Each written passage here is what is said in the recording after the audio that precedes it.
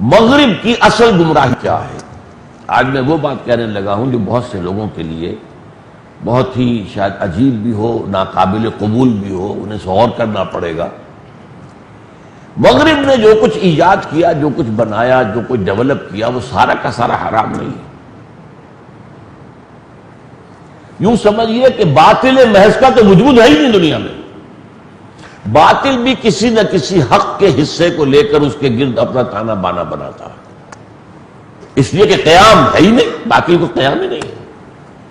اس کو اپنے قیام کے لیے، جیسے آپ کو معلوم ہے، وہ آکاش بیل کہلاتی ہے، وہ درختوں کے اوپر چڑھ گئی، وہ خود تو نہیں چڑھ سکتی اوپر، وہ درختوں پر چڑھے گی، درخت چوس جائے گی، خود جو ہے بڑھتی جائے گی۔ یوں سمجھیے کہ باطل جو ہے وہ آکاش بیل کی طرح ہے، وہ چڑھتا ہے حق پر، حق کا اندر غلاف ہوتا ہے جس پر چڑھتا ہے، لیکن یہ کہ وہ اس حق کو چوس لیتا ہے، حق کو غیر مؤثر کر دے۔ اب اس کی مثال کیا ہے؟ دیکھیے، سب سے پہلی بات کیا، سائنس ڈیولپ ہوئی۔ سائنس اور ٹیکنالوجی میں کوئی چیز حرام نہیں ہے۔ فزکس میں کیا چیز حرام ہوگی؟ کیمسٹری میں کیا چیز حرام ہوگی؟ یہ تو کوئی حرام شے نہیں۔ اور سائنس اور ٹیکنالوجی سے جو اسلحہ بنا وہ بھی حرام نہیں ہے، اس کا استعمال اگر غلط ہو رہا ہے تو حرام ہو جائے گا۔ اور یہ سائنس جو ڈیولپ ہوئی ہے، علامہ اقبال نے ایک بات کہی ہے، وہ میں بعد میں آپ سے عرض کروں گا، اس سائنس کا سارا جو ہے معاملہ وہ قرآن مجید کی بنیاد پر ہے۔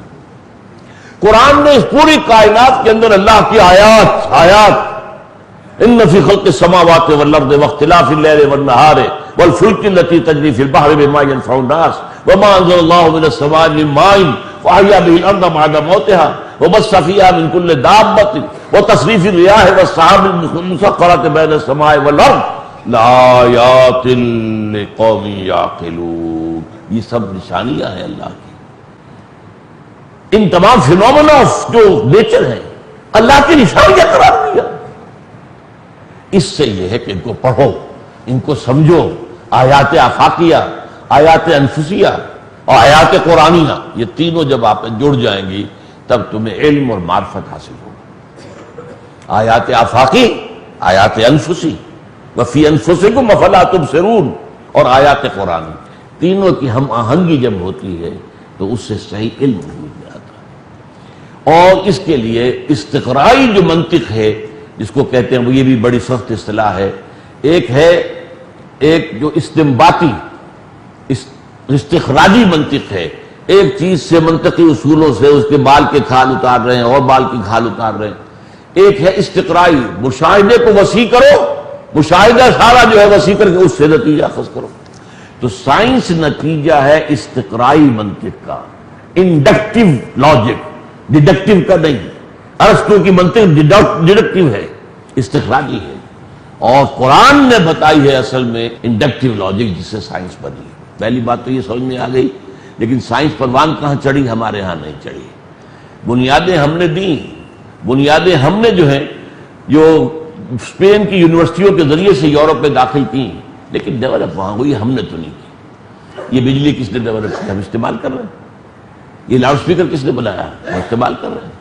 یہ ٹرینیں کس نے ایجاد کی تھی؟ ہوائی جہاز کس نے ایجاد کیے تھے؟ ہم استعمال کر رہے ہیں۔ ان چیزوں میں کوئی شے حرام نہیں ہے، ہاں ان کا استعمال حرام ہو جائے گا۔ نمبر 2، جو سوشل کانسیپٹ دیے تھے اسلام نے،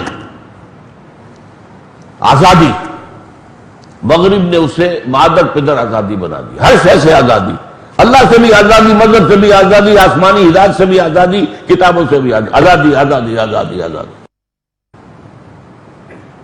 آزادی اسلام نے دی تھی، حریت اسلام نے دی تھی، بیسک جو ویلیو ہے وہ اسلام کی عطا کرتا ہے، لیکن یہ جو اس کو مادر پدر آزاد بنا، یہ مغرب نے بنایا، عورت کو مرد کے بالکل برابر کر دیا۔ نتیجہ کیا ہوا؟ خاندان ختم ہو گیا۔ اب شوہر اور بیوی کے دونوں کا اختیار برابر ہے تو چلے گا ادارہ؟ کوئی ادارہ چل سکتا ہے جس کے ہیڈ جو ہے 2 ہو؟ آپ کو ہیڈ تو ایک رکھنا پڑے گا۔ آپ کی کوئی کمپنی ہے کاروبار کے لیے، مینیجنگ ڈائریکٹر ایک ہوگا، ڈائریکٹر آپ 100 رکھ لیں، کوئی پرواہ نہیں، مینیجنگ ڈائریکٹر تو ایک ہوگا، پریزیڈنٹ تو ایک ہی ہوگا، 2 تو نہیں ہو سکتے۔ اس اعتبار سے وہ جو بھی آزادی کا اسلام نے بیسک تھاٹ دیا، انسان کی غلامی سے نجات دی، اس کو انہوں نے آگے بڑھا کر آزادی کا نعرہ لگا کر اور اس کو مادر پدر آزاد کر دیا۔ بیسک تھیم قرآن کا دیا ہوا مساوات، لِكَيْ لَا يَكُونَ دُولَةً بَيْنَ الْأَغْنِيَاءِ مِنْكُمْ، دولت جو ہے صرف تمہارے اغنیاء کے مابین نہیں گردش میں رہنی چاہیے۔ کس نے دیا؟ اسلام نے دیا، قرآن نے دیا۔ کمیونزم نے مساوات کا نعرہ لگا کر اور وہ جو نظام تجویز کیا وہ بالکل غیر فطری نظام ہے۔ اب میں آپ کو اقبال کا جملہ سنا رہا ہوں جو ان کے خطبات ہیں، the construction of religious thought in Islam, اس کے دیواچے میں کہتے ہیں the inner core of the present western civilization is Quranic۔ inner core ایک ہے، اس کے گرد جو ہے وہ غلاف ہے، یہ غلاف مغرب نے جو ہے غلط چڑھا دیے ہیں اس کے اوپر، ورنہ کور کیا ہے؟ سائنس کا کور قرآن، آزادی قرآن، مساوات قرآن، فریٹرنٹی قوت انسانی قرآن دے رہا۔ لیکن ان چیزوں کے اوپر جو غلاف چڑھائے ہیں مغرب نے، اور اس میں اصل کام کیا ہے؟ مغرب سے مراد یہاں کیا ہے؟ گمراہ کرنے والا وہاں پر یہودی، اس نے کیا گمراہ، اس نے بدلہ لیا ہے۔